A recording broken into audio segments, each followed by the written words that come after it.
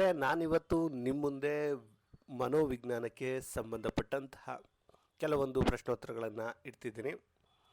ಸ್ನೇಹಿತರೆ, ನಿಮಗೆ ತಿಳಿದಿರಲಿ, ಮನೋವಿಜ್ಞಾನ ಎಲ್ಲದಕ್ಕೂ ಬೇಕಾಗುತ್ತೆ. ಅದರಿಂದ ಇವತ್ತು 30 ಪ್ರಶ್ನೆಗಳನ್ನು ನಿಮ್ಮ ಮುಂದೆ, ಎಷ್ಟು ಪ್ರಶ್ನೆಗಳು? 30 ಪ್ರಶ್ನೆಗಳನ್ನು ನಿಮ್ಮ ಮುಂದೆ ಇಡುವಂಥ ಕೆಲಸವನ್ನು ನಾನು ಮಾಡ್ತಾಯಿದ್ದೀನಿ. ಇದು PSTR, GPSTR, HSTR ಮೂರಕ್ಕೂ ಕೂಡ ಅನುಕೂಲ ಆಗುತ್ತೆ. ಸೊ ಆ ಕಾರಣದಿಂದ ಜನರಲ್ ಆಗಿ ನಾನು ಈಗ ನಿಮ್ಮ ಮುಂದೆ ಇಡುವಂಥ ಕೆಲಸವನ್ನು ಮಾಡ್ತಿದ್ದೇನೆ. ಇನ್ನು ನೇಮಕಾತಿಯಲ್ಲಿ ಹಲವು ಗೊಂದಲಗಳಿದೆ, ಅದು ನಮಗೆ ಬೇಕಾಗಿಲ್ಲ. GPSTR ಕಾಲಾಗುತ್ತೆ, HSTR ಕಾಲಾಗುತ್ತೆ ಎನ್ನುವಂಥ ಮಾತುಗಳಿದೆ, PSTR ಕೂಡ ಕಾಲಾಗುತ್ತೆ ಎನ್ನುವಂಥ ಮಾತುಗಳಿದೆ. ಕೆಲವರು ಹೇಳ್ತಾ ಇದ್ದಾರೆ ಅದನ್ನು ಕಡಿಮೆ ಮಾಡ್ತಾರೆ ಎನ್ನುವಂಥ ಮಾತುಗಳನ್ನು ಹೇಳ್ತಿದ್ದಾರೆ. ಅದರ ಗೊಂದಲ ಈಗ ಬೇಡ. ನಿಮಗೆ ಗೊತ್ತಿರಲಿ, ಈ ಹಿಂದೆ 5627 ಪೋಸ್ಟ್ಗಳು ಏನು ಹೈದರಾಬಾದ್ ಕರ್ನಾಟಕ ಇತ್ತು, ಅದು ಕಾಲ್ಫಾರ್ಮ್ ಆಗಬೇಕು ಅಂತ ಏನು ಪರ್ಮಿಷನ್ ಸಿಕ್ಕಿದ್ದು ಹಣಕಾಸು ಇಲಾಖೆಯಿಂದ, ಅದರಲ್ಲಿ ಹೆಚ್ಚು ಇದ್ದಿದ್ದು PSTR. ಬಟ್ ಈಗ ಅವರು ಹೇಳ್ತಿರುವಂಥದ್ದು PSTRನ ಕೆಲವೊಂದು ಸ್ಕೂಲ್ಗಳಲ್ಲಿ ವಿದ್ಯಾರ್ಥಿಗಳು ಇಲ್ಲ ಅನ್ನುವಂಥ ಕಾರಣಕ್ಕೆ ಕರೆಯೋಕ್ಕಾಗಲ್ಲ ಅಂತ ಅಂತಿದ್ದಾರೆ.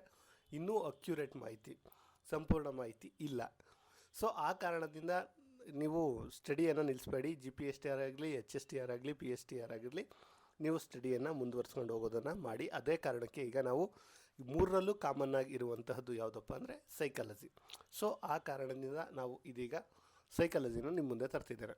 ಮೆದುಳನ್ನು ಕಾರ್ಯಪಟುತ್ವಗೊಳಿಸುವ ತಂತ್ರವನ್ನು ಈ ವಿದ್ಯಾರ್ಥಿಗಳಿಗೆ ಉಪಯೋಗಿಸ್ತಾರೆ. ಯಾರಿಗೆ ಅಂದರೆ ಮೆದುಳ ಕಾರ್ಯಪಟುತ್ವವನ್ನು ಸೃಜನಶೀಲ ಮಕ್ಕಳು, ಯಾರು ಸೃಜನಶೀಲ ಮಕ್ಕಳು ಏನಿದ್ದಾರೆ ಅವರಿಗೆ ಇದನ್ನು ಬಳಸ್ತಾರೆ. ಯಾರಿಗೆ? ಸೃಜನಶೀಲ ಮಕ್ಕಳು ಏನಿದ್ದಾರೆ ಅವರಿಗೆ ಈ ಮೆದುಳು ಕಾರ್ಯಪಟುತ್ವ ಎನ್ನುವಂಥದ್ದು ಬಳಸ್ತಾರೆ. ಅಂದರೆ ಅವರ ಮೆದುಳನ್ನು ಮತ್ತಷ್ಟು ಆಕ್ಟಿವ್ ಆಗಿ ಇರುವಂತೆ ಮಾಡಲು ಈ ಮೆದುಳು ಕಾರ್ಯಪಟುತ್ವವನ್ನು ಬಳಸ್ತಾರೆ. ಇನ್ನು ಎರಡನೇ ಪ್ರಶ್ನೆ, ಕಲಿಕೆಯಲ್ಲಿ ಹಿಂದುಳುವಿಕೆಯು ಈ ಕೆಳಗಿನ ಒಂದನ್ನು ಬಿಟ್ಟು ಯಾವುದರಿಂದಲಾದರೂ ಉಂಟಾಗಬಹುದು ಅಂತಂದರೆ, ಸ್ನೇಹಿತರೆ ನಿಮಗೆ ಗೊತ್ತಿರಲಿ, ಶಿಕ್ಷಕರ ಬೋಧನಾ ರೀತಿಯಿಂದ ಉಂಟಾಗ್ಬೋದು, ಮಂದಬುದ್ಧಿ ಅಂತ ಕೂಡ ಉಂಟಾಗಬಹುದು, ಪ್ರಸ್ತಾವ ಪೂರ್ವ ಹಂತದಲ್ಲಿ ಮದ್ಯಪಾನ ಮಾಡುವುದರಿಂದ ಕೂಡ ಉಂಟಾಗಬಹುದು ಎನ್ನುವಂಥದ್ದು ನಿಮಗೆ ಗೊತ್ತಿರಲಿ. ಪ್ರಸ್ತಾವ ಪೂರ್ವ ಹಂತದಲ್ಲಿ ಮದ್ಯಪಾನ ಮಾಡೋದರಿಂದ ಕೂಡ ಆಗುತ್ತೆ.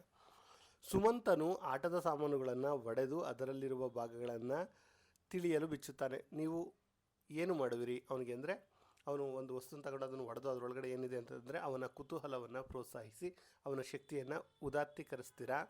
ಸಮಂತನನ್ನು ಆಟ ಆಡೋದಕ್ಕೆ ಬಿಡೋದೇ ಇಲ್ವಾ? ಯಾವಾಗಲೂ ಹತ್ತಿರದಿಂದ ವೀಕ್ಷಿಸ್ತೀರಾ? ಅಥವಾ ಒಡೆದು ಹಾಕಬಾರ್ದು ಅಂತ ಹೇಳ್ತೀರಾ? ಅಂದರೆ ಇಲ್ಲಿ ನಾವೇನು ಮಾಡಬೇಕು ಅಂದರೆ ಅವನ ಕುತೂಹಲವನ್ನು ಪ್ರೋತ್ಸಾಹಿಸಿ ಅವನ ಶಕ್ತಿಯನ್ನು ಉದಾತ್ತೀಕರಿಸಬೇಕು. ಯಾಕಂದರೆ ಅದೊಂದು ಸೃಜನಶೀಲ ವ್ಯಕ್ತಿಗಳ ಇದಾಗಿರುತ್ತೆ. ಇನ್ನು ಕೆಲವು ಕಹಿ ಅನುಭವಗಳ ನಂತರ ಮಗುವೊಂದು ಶಿಕ್ಷಕರನ್ನು ದ್ವೇಷಿಸಲು ಪ್ರಾರಂಭಿಸುತ್ತದೆ. ಈ ಕೆಳಗಿನ ಯಾವುದಕ್ಕೆ ಸಂಬಂಧಿಸಿದೆ ಅಂದರೆ ಜ್ಞಾನಾತ್ಮಕ, ಕ್ರಿಯಾತ್ಮಕ ವರ್ತನೆ, ಭಾವನಾತ್ಮಕ ವರ್ತನೆ, ಪ್ರತಿಫಲನಾತ್ಮಕ ವರ್ತನೆ. ಅಂದರೆ ಇದಕ್ಕೆ ಸರಿಯಾದ ಉತ್ತರ ಭಾವನಾತ್ಮಕ ವರ್ತನೆ. ಒಮ್ಮೆ ಅವನು ಭಾವನಾತ್ಮಕವಾಗಿ ಟೀಚರ್ನ ಕೆಟ್ಟದಾಗೆ ಅಂದ್ಕೊಬಿಟ್ಟ ಅಂದರೆ ಅದು ಹಂಗೆ ಆಗ್ತಿರುತ್ತೆ. ಇನ್ನು ಈ ಕೆಳಗಿನವುಗಳಲ್ಲಿ ಯಾವುದು ಮಕ್ಕಳ ಮಾನಸಿಕ ಆರೋಗ್ಯವನ್ನು ಕಾಪಾಡಲು ಶಿಕ್ಷಕನಿಗೆ ಸಹಕಾರಿಯಾಗುತ್ತೆ ಅಂದರೆ, ನಿಮಗೆ ಗೊತ್ತಿರಲಿ, ಆರೋಗ್ಯಕರವಾದಂಥ ಸ್ಪರ್ಧೆ ಏರ್ಪಡಿಸಬೇಕು. ಆದರೆ ಅನಾರೋಗ್ಯಕರ ಸ್ಪರ್ಧೆಯನ್ನು ಏರ್ಪಡಿಸಿದರೆ ಅದು ಮಕ್ಕಳ ಮಾನಸಿಕ ಇದ್ರ ಮೇಲೆ ಎಫೆಕ್ಟನ್ನು ಬೀರುತ್ತೆ ಅನ್ನುವಂಥದ್ದು ಗೊತ್ತಿರಲಿ.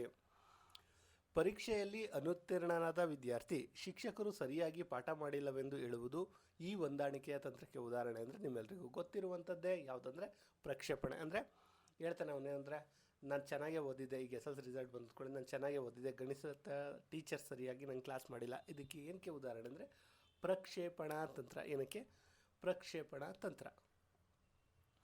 ಇನ್ನು ಸಮಸ್ಯಾತ್ಮಕ ವರ್ತನೆಯ ವಿದ್ಯಾರ್ಥಿಗಳನ್ನು ಅಧ್ಯಯನ ಮಾಡಲು ಉಪಯೋಗಿಸುವ ವಿಧಾನ ಯಾವುದು ಅಂದರೆ ವ್ಯಕ್ತಿ ಅಧ್ಯಯನ. ಇದು ಗೊತ್ತಿರಲಿ. ಈ ಹಂತವನ್ನು ಬೆಳವಣಿಗೆಯ ಬುಗ್ಗೆ ಅಂತ ಕರೀತಾರೆ. ಯಾವುದನ್ನು ಅಂದರೆ ತಾರುಣ್ಯ ವ್ಯವಸ್ಥೆ.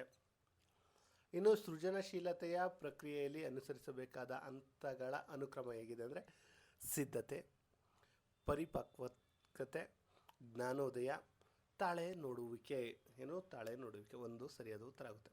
ಇನ್ನು 70, ಮಾನಸಿಕ ವಯಸ್ಸು 15 ಇರುವ ಓರ್ವ ಹುಡುಗಿ IQ ವಯಸ್ಸು 125 ಇದ್ದರೆ ಅವಳ ದೈಹಿಕ ವಯಸ್ಸು ಎಷ್ಟು ಅಂದರೆ ಇಲ್ಲಿ ಸರಿಯಾದ ಉತ್ತರ 12 ಆಗುವಂಥದ್ದು. ಎಷ್ಟು? 12 ಆಗುವಂಥದ್ದು. ಅದನ್ನು ನೋಡೋಣ. ಈಗ ನೋಡಿ, ದೈಹಿಕ ವಯಸ್ಸು 12, ಮಾನಸಿಕ ವಯಸ್ಸು 15 ಇಂಟು 100 ಅಂತ ಹಾಕೊಂಡ್ರೆ ನಮಗೆ ಈಗ ಸರಿಯಾದ ಉತ್ತರ ಬರುತ್ತೆ. 12ರಿಂದ ಭಾಗಿಸ್ತಾ ಇದ್ದೀವಿ. 12 12, ಇನ್ನು 2 ಅಂದರೆ ಎಷ್ಟು? 30 ಮಿಕ್ತು 12 24 ಇನ್ನು 6 ಮಿಕ್ಕುತ್ತೆ. ಆಮೇಲೆ 12 12 12 60 ಈಕ್ವಲ್ ಆಗುತ್ತೆ 1.25 ಇಂಟು 100 ಅಂತ ಸರಿಯಾದ ಉತ್ತರ ಆಗುತ್ತೆ. ಅಲ್ಲಿಗೆ 125 ಸರಿಯಾದ ಉತ್ತರ ಆಗುತ್ತೆ, 12 ಆಗುತ್ತೆ. 1.25 ಇಂಟು 100 ಸರಿ, ಎಷ್ಟು 125 ಸರಿ ಆಯಿತು ಅಂತ ಅಂದ್ಕೊಳ್ತೀನಿ. ಸರಿಯಾದ ಉತ್ತರ 12 ಆಗುತ್ತೆ. ಇನ್ನು ಈ ಕೆಳಗಿನವುಗಳಲ್ಲಿ ಯಾವುದು ಸುಖಾನ್ವೇಷಣೆ ತತ್ವದ ಪ್ರಕಾರ ಕೆಲಸ ನಿರ್ವಹಿಸುತ್ತೆ ಅಂದರೆ ಏನಿದೆ ಇದು ಆಗಾಗುತ್ತೆ. ಈ ಕೆಳಗಿನವುಗಳಲ್ಲಿ ಯಾವುದು ಮನೋಜನ್ಯ ಚಲನ ವಲಯದ ಅತ್ಯಂತ ಉನ್ನತ ಮಟ್ಟದ ಸಾಧನೆ ಅಂದರೆ ಮನೋಜನ್ಯ ವಲಯಕ್ಕೆ ಬಂದಾಗ ನಾವು ಸ್ವಾಭಾವೀಕರಣ ಎನ್ನುವಂಥದ್ದನ್ನು ಗಮನಿಸಬೇಕಾಗುತ್ತೆ. ಇದು ಸ್ವಾಭಾವೀಕರಣ.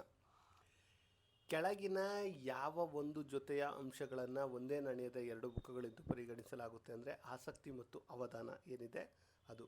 ಆಸಕ್ತಿ ಇದ್ರೇ ಅವಧಾನ ಬರುವಂಥದ್ದು. ಈ ಕೆಳಗಿನವುಗಳಲ್ಲಿ ಸಂಶೋಧಕನ ಕಣ್ಣು ಅಂತ ಯಾವುದನ್ನು ಕರೀತಾರೆ ಅಂದರೆ ನಿಮಗೆ ಗೊತ್ತಿದೆ, ಇದು ಕ್ರಿಯಾ ಯೋಜನೆಯಲ್ಲಿ ಬರುತ್ತೆ. ಕ್ರಿಯಾ ಪ್ರಾಕಲ್ಪನೆಯನ್ನು ಸಂಶೋಧಕನ ಕಣ್ಣು ಅಂತ ಕರೀತಾರೆ. ಇನ್ನು ಈ ಹಂತದ ಜ್ಞಾನಾತ್ಮಕ ಬೆಳವಣಿಗೆಯಲ್ಲಿ ತಾರ್ಕಿಕ ಚಿಂತನೆಗೆ ಸಂಪೂರ್ಣವಾಗಿ ವಿಕಸನಗೊಳ್ಳುವಂಥದ್ದು ಯಾವಾಗ ಅಂದರೆ ಔಪಚಾರಿಕ ಕಾರ್ಯಗಳ ಅಂತ ಏನಿದೆ ಆಗ. ಎಷ್ಟು ಮಕ್ಕಳು ಚಲನಚಿತ್ರದಲ್ಲಿ ಪ್ರದರ್ಶಿತವಾಗುವ ಹಿಂಸಾತ್ಮಕ ವರ್ತನೆಯನ್ನು ನೋಡಿ ಕಲಿಯಬಹುದು ಎಂಬ ತೀರ್ಮಾನವನ್ನು ಯಾವ ಮನೋವಿಜ್ಞಾನಿ ಮಾಡಿರುವ ಕೆಲಸದ ಆಧಾರದ ಮೇಲೆ ನಿರ್ಧರಿಸಲಾಗುತ್ತೆ ಅಂದರೆ ಆಲ್ಬರ್ಟ್ ಬಂಡೂರ ಏನಿದ್ದಾರೆ ಇವರ ತತ್ವದ ಆಧಾರದ ಮೇಲೆ ನಿರ್ಧರಿಸಲಾಗುತ್ತೆ. ಇನ್ನು ಲಿಂಗ ತಾರತಮ್ಯದ ಬೆಳವಣಿಗೆಯ ಪ್ರಮುಖ ಮೂಲ ಅಂದರೆ ಎಲ್ಲಿ ಮೊದಲ ಲಿಂಗ ತಾರತಮ್ಯ ಉಂಟಾಗೋದು? ಕುಟುಂಬದಲ್ಲಿ. ಅವನ ಮಗ ಇವನ ಮಗಳು ಅಂತ ಗೊತ್ತಾಗುತ್ತಲ್ಲ ಅಲ್ಲೇ. ನ್ಯೂನತೆಯುಳ್ಳ ಮಕ್ಕಳಿಗೆ ಇರುವ ಕೇಂದ್ರೀಯ ನಿಯೋಜಿತ ಸಮಗ್ರ ಶಿಕ್ಷಣದ ಮೂಲಕ ಶೈಕ್ಷಣಿಕ ಅವಕಾಶಗಳನ್ನು ಒದಗಿಸುವಂಥದ್ದು ಯಾವುವು ಅಂದರೆ ಸಾಮಾನ್ಯ ಶಾಲೆಗಳು. ಇನ್ನು ನೈತಿಕ ಬೆಳವಣಿಗೆಯ ಸಿದ್ಧಾಂತವನ್ನು ಪ್ರತಿಪಾದಿಸಿದವರು ನಿಮ್ಮೆಲ್ಲರಿಗೂ ಗೊತ್ತಿದೆ, ಕೊಯಿಲ್ಬರ್ಗ್. ಯಾರು? ಕೊಯಿಲ್ಬರ್ಗ್ ನೈತಿಕ ಬೆಳವಣಿಗೆಯ ಸಿದ್ಧಾಂತವನ್ನು ಪ್ರತಿಪಾದಿಸಿದವರು. ಕೊಯಿಲ್ಬರ್ಗ್. ಇನ್ನು ಬಹುಮುಖ ಬುದ್ಧಿಶಕ್ತಿಯ ಸಿದ್ಧಾಂತದ ಪ್ರಕಾರ ಎಲ್ಲ ರೀತಿಯ ಪ್ರಾಣಿಗಳನ್ನು, ಸಸ್ಯಗಳನ್ನು ಹಾಗೂ ಲವಣಗಳನ್ನು ಗುರುತಿಸುವ ಹಾಗೂ ವರ್ಗೀಕರಿಸುವ ಸಾಮರ್ಥ್ಯವನ್ನು ಹೀಗೆ ಕರೀತಾರೆ. ಏನಂತ ಕರೀತಾರೆ? ಸಹಜ ಬುದ್ಧಿಶಕ್ತಿ. General knowledge. ಡಿಲೆಕ್ಸಿಯಾ ಇದು ಯಾವುದಕ್ಕೆ ಸಂಬಂಧಿಸಿದೆ? ಡಿಲೆಕ್ಸಿಯಾ ಯಾವುದಕ್ಕೆ? ಓದುವುದಕ್ಕೆ ಸಂಬಂಧಿಸಿದೆ. ಓದುವುದಕ್ಕೆ. ಒಬ್ಬ ವಿದ್ಯಾರ್ಥಿ ತನ್ನ ಸಹಪಾಠಿಗಳೊಂದಿಗೆ ಒರಟಾಗಿ ವರ್ತಿಸುವನು ಹಾಗೂ ಶಾಲಾ ನಿಯಮಗಳಿಗೆ ಹೊಂದಿಕೊಳ್ಳುವುದಿಲ್ಲ. ಈ ವಿದ್ಯಾರ್ಥಿಗೆ ನೀಡಬೇಕಾದ ಅವಶ್ಯಕ ಸಹಾಯದ ವಲಯ ಯಾವುದು ಅಂದರೆ ಭಾವನಾತ್ಮಕ ವಲಯ. ಅವನಿಗೆ ಭಾವನೆಯನ್ನು ಮೂಡಿಸಿಕೊಳ್ಳೋದು. ಇನ್ನು ನೈಜವಾದ ನೈತಿಕ ಪ್ರಜ್ಞೆಯು ವ್ಯಕ್ತವಾಗುವ ಹಂತ ಯಾವುದು ಅಂದರೆ ನಿಮಗೆ ಗೊತ್ತಿರಲಿ, ತಾರುಣ್ಯ ವ್ಯವಸ್ಥೆಯಲ್ಲಿ ನೈಜವಾದ ನೈತಿಕ ಪ್ರಜ್ಞೆಯು ಇದು ಅಂತ ವ್ಯಕ್ತ ಆಗುತ್ತೆ. ಅದು ಓಕೆ.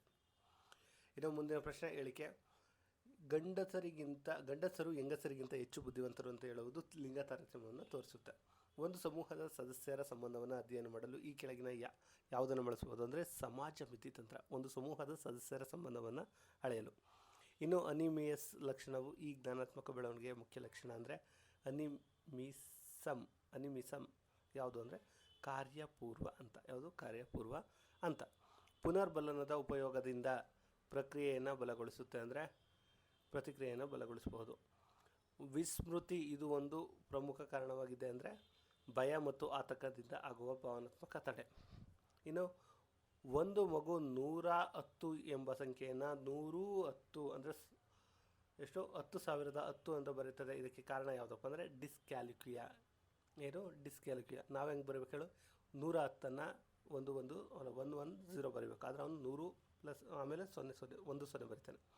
ಇನ್ನು ಆಶ್ರಿತ ನ್ಯೂನ್ಯತೆ ಇರುವ ಮಕ್ಕಳನ್ನು ನಿರಂತರವಾಗಿ ಮೇಲ್ವಿಚಾರಣೆ ಮಾಡುವವರು ಯಾರು ಅಂದರೆ ಪೋಷಕರು.